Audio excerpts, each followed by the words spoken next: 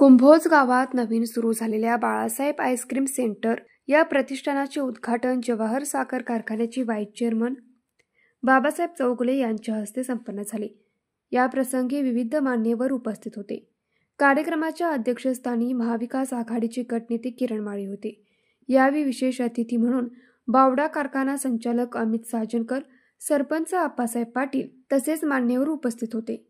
या उद्घाटन प्रसंगी बोलताना बाबासाहेब चौगुले म्हणाले, गावातील तरुणांनी व्यवसायात उतरून स्वावलंबी व्हावे हे अत्यंत स्वागतार्ह आहे।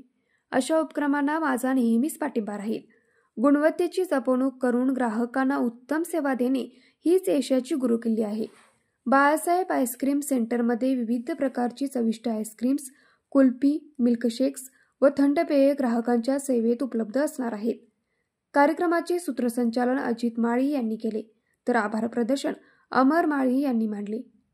न्यूज मराठी 24 साठी विनोद शिंगे, कुंभोज। हे आहे गोकुळचं श्रीखंड, अगदी जिभेवर रेंगाळणार। जिभेवरच नाही तर मनावरही रेंगाळणार। गोकुळ श्रीखंड, मनावर रेंगाळणार।